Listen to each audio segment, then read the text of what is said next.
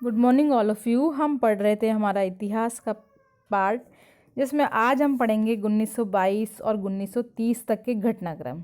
1922 से अगर हम देखें तो सबसे पहले स्वराज्य दल का निर्माण हुआ। इसके बारे में आज पढ़ेंगे। आज हमारा टॉपिक है स्वराज्य दल 12th क्लास। आपका ये टॉपिक जो है वो 1922 और 1930 के घटनाक्रम में है। स्वराज्य दल की अगर हम बात करें तो असहयोग आंदोलन के स्थगित हो जाने के बाद अब कांग्रेस में अलग अलग मत हो रहे थे, अलग अलग मत चल रहे थे। उनका कार्यक्रम कोई निश्चित नहीं था। 1919 के जो मॉन्टेग्यू चेम्सफोर्ड अधिनियम था, उसके अंतर्गत भी जो विधानमंडल के चुनाव होने थे, इन चुनावों को लेकर भी CR दास, मोतीलाल नेहरू, विट्ठल भाई पटेल, हकीम अजमल खां जैसे जो नेताएं थे, वो मान रहे थे उस समय कि बदल गई है राजनीतिक परिस्थितियां और कांग्रेस को कौंसिल चुनाव में भाग लेना चाहिए।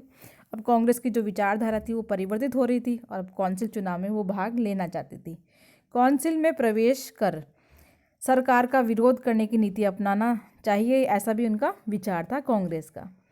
ये लोग परिवर्तनवादी कहलाए जिन्होंने इस प्रकार का विचार किया। दूसरी ओर अपरिवर्तनवादी, जिनमें थे सरदार वल्लभ भाई पटेल, बाबू राजेंद्र प्रसाद, डॉक्टर अंसारी, राजगोपालाचारी जैसे नेता थे जो कि अपरिवर्तनवादी थे। और परिवर्तनवादी में आते थे आपके CR दास, मोतीलाल नेहरू, विट्ठल भाई पटेल, हकीम अजमल खां।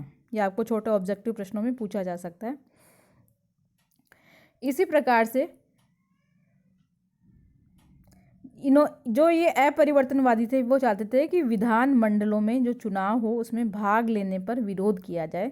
ये लोग सूत काटने, शराबबंदी, छुआछूत समाप्त करने, हिंदू मुस्लिम की एकता को स्थापित करना चाहते थे और जो गांधी जी के रचनात्मक कार्यक्रम थे उनके चलाने में पक्षधर थे।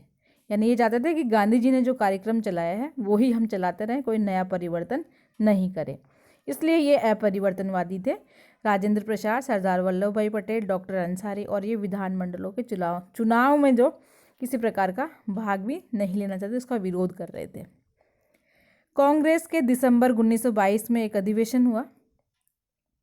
कौंसिल में प्रवेश को लेकर के इन दोनों दलों में अलग अलग प्रकार के मतभेद थे। ये उत्पन्न ज़्यादा होने लगा मतभेद।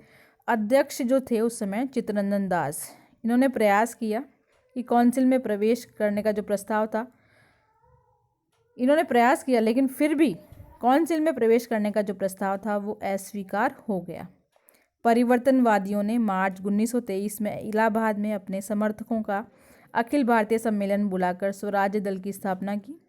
इसके अध्यक्ष चित्तरंजन दास, सचिव मोतीलाल नेहरू ने निर्णय लिया कि केंद्रीय विधानसभा एवं प्रांतीय जो विधानसभाएं परिषद है उसमें हमें प्रवेश करके एक निश्चित समय में राष्ट्रीय मांग को हम पूरा करें, स्वराज्य प्राप्ति करें और ब्रिटिश सरकार पर एक तरह से प्रेशर डालें, दबाव डालें, ताकि जल्दी से जल्दी स्वराज्य प्राप्त हो जाए। इन्होंने कांग्रेस के रचनात्मक जो कार्यक्रम चला रहे थे उनका समर्थन देने का भी निर्णय लिया कि समर्थन भी दिया जाए और साथ में कौंसिल में भाग भी लिया जाए। नवंबर 1923 को विधानमंडल के जो चुनाव थे उनमें स्वराज्य दल को सफलता मिली, क्योंकि अब स्वराज्य दल बन चुका था स्वराज्य प्राप्ति के लिए, कौंसिल में भाग लेने के लिए और दूसरी ओर रचनात्मक कार्यों के लिए भी। स्वराज्य दल का धीरे धीरे प्रयास यह रहा कि 1925 में विट्ठल भाई पटेल को केंद्रीय विधानसभा का अध्यक्ष चुन लिया गया। स्वराज्य दल के सदस्यों ने 1919 के अधिनियम में जो खोखलापन था उसको उजागर किया, उसको जनता के सामने प्रस्तुत किया और उन्होंने प्रांतों में जो द्वैध शासन की जो असफलता थी, द्वैध शासन लगाया था, उसको गलत ठहराकर लोगों को बताया। इसके संबंध में एक मुंडी मैन समिति भी नियुक्त की गई। इन्होंने गोलमेज परिषद बुलाने की मांग की और उत्तरदायी शासन की स्थापना की जा सके जिससे, और गोलमेज सम्मेलन में जाकर के ब्रिटिश सरकार के सामने कुछ प्रस्ताव रखे जा सके। जून 1925 में चित्तरंजन दास की मृत्यु से स्वराज्य दल को बड़ा आघात पहुंचा, क्योंकि ये अध्यक्ष थे उस समय। 1926 के फिर चुनावों में स्वराज्य दल को कोई सफलता नहीं मिली और धीरे धीरे स्वराज्य दल का जो प्रभाव था, जिसमें परिवर्तनवादी और अपरिवर्तनवादी विभिन्न प्रकार के कार्य कर रहे थे, 1922 में इसका निर्माण हुआ था, लेकिन इसका कोई भी प्रभाव फिर धीरे धीरे अब रहा नहीं 26 के बाद।